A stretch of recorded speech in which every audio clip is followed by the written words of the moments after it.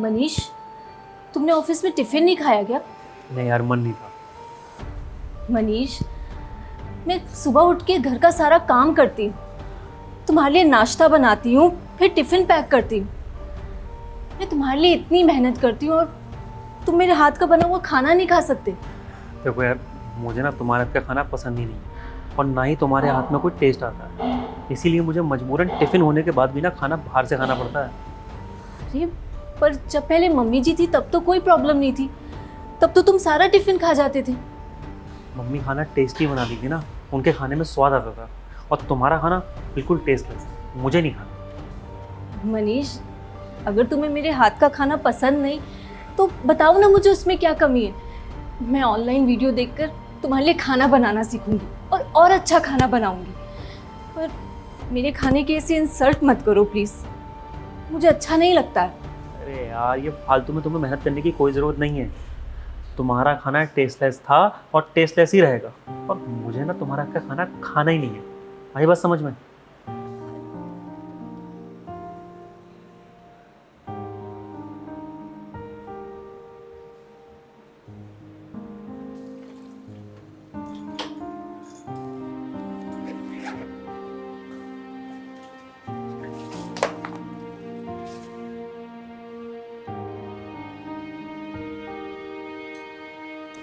Manish, tiffin मैंने online video से देखकर तुम्हारी फेवरेट पाव भाजी बनाई है। नहीं यार, मुझे नहीं खाना, तुम खा लेना। अरे पर मनीष,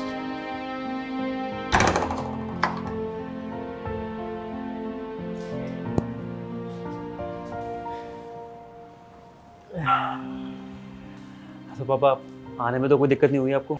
अरे नहीं नहीं बेटा, बिल्कुल नहीं। इस बार तो आपने गांव में काफ़ी दिन लगा दिए। हाँ बेटा, तेरी माँ के जाने के बाद मुझे यहाँ ज़्यादा अच्छा नहीं लगता था, इसलिए मैं गांव में रहता हूँ, काम करता हूँ, लोगों से मिलता हूँ, तो मेरा टाइम कट जाता है। तू बेहद कमज़ोर हो गया। हाँ, क्या बहू सही से खाना नहीं खिला रही आजकल? अरे नहीं पापा, ऐसा कुछ नहीं है।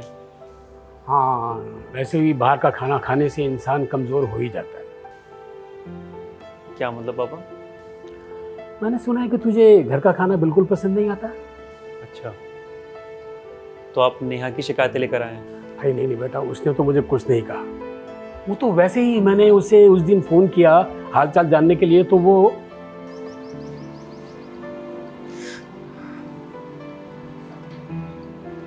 हेलो। हाँ हेलो नेहा बेटा, कैसी हो? मनीष कैसा है? मैं ठीक हूँ पापा। अरे बेटा, क्या वो तू रो क्यों रही है?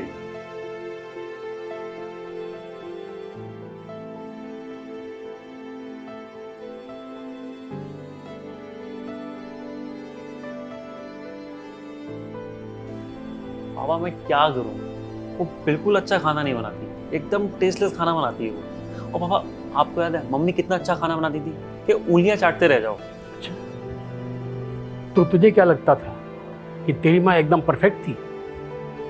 बेटा, तेरी माँ भी जब शुरू शुरू में आई थी गांव से ना, तो उसको बिल्कुल खाना बनाना नहीं आता था।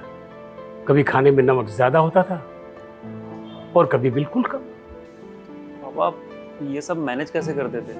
मैं तेरी तरह रिएक्ट नहीं करता था बेटा। अगर रिएक्ट करता ना, तो तेरी माँ बिल्कुल अच्छा खाना नहीं बना पाती। बेटा, तुझे याद है जब भी तेरी माँ अच्छा खाना बनाती थी तो मैं उसे एक नोट दिया करता था? हाँ पापा, पैसे देते थे, मुझे याद है। ये उन्हीं में से एक नोट है जिसको तेरी माँ कभी भी खर्च नहीं करती थी, हमेशा संभाल कर रखती थी। बेटा, ऐसे बहुत सारे नोट हैं जिसे तेरी माँ ने संभाल के रखा हुआ है, और जिसमें कुछ ना कुछ वो लिख दिया करती थी कि इन्हें आज खाना बहुत पसंद आया, इन्होंने आज मेरे खाने की तारीफ की। और बेटा, एक बात और याद रखना, अगर आप किसी में कुछ सुधार लाना चाहते हो ना, तो उसको मोटिवेट करो अच्छा करने के लिए। जी पापा, आप बिल्कुल सही कह रहे हैं। मैं कितना गलत कर रहा था नेहा के साथ में, मैं उसका कॉन्फिडेंस ही तोड़ रहा था। अगर तू बहू में परफेक्शन चाहता है ना, तो सबसे पहले उसके बेस्ट को सपोर्ट करो, मोटिवेट करो उसे। जी पापा, आप बैठिए, मैं आपके लिए पानी लेकर आता हूँ।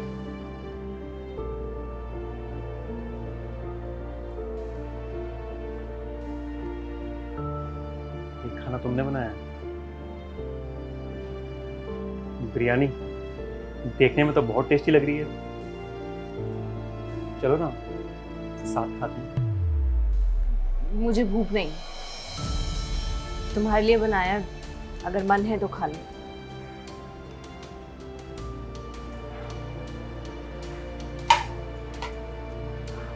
नेहा, आई नो मैंने तुम्हें बहुत हर्ट किया है, और रोज तुम मेरे लिए इतनी मेहनत से खाना बनाती हो, कभी तुम्हारे एफर्ट्स की भी कदर नहीं की। पर आज मैं तुमसे अपनी गलती की माफ़ी मांगने आया, और मैं तुम्हें प्रॉमिस करता हूँ कि मैं आज के बाद तुमसे ऐसा कुछ नहीं बोलूँगा जिससे तुम डिमोटिवेट फील करो। नेहा देखो, हर चीज़ में परफेक्ट मैं भी नहीं हूँ, पर अब से हम दोनों एक दूसरे को प्रॉमिस करते हैं, एक दूसरे को परफेक्ट बनने में सपोर्ट करेंगे, ना कि उनको जज करने में। प्रॉमिस? आई प्रॉमिस, अब से मैं बाहर का खाना बिल्कुल नहीं खाऊंगा। तुम घर में जो भी बनाओगी, जैसा भी बनाओगी, वही खाऊंगा। और अगर तुम बनाओगी नहीं तो फिर सीखोगी कैसे? अच्छा सुनो, मुझे ना बहुत तेज भूख लगी है, आज मैंने बाहर कुछ नहीं खाया। चल। If you are going through any psychological or relationship problem, then you can join our positivity group by the name of Nijo Positive. It's a community counseling group wherein you can submit your problems anonymously and people in the group will try to solve it or support you with positivity. The link is in the description below. Thank you. Bye-bye.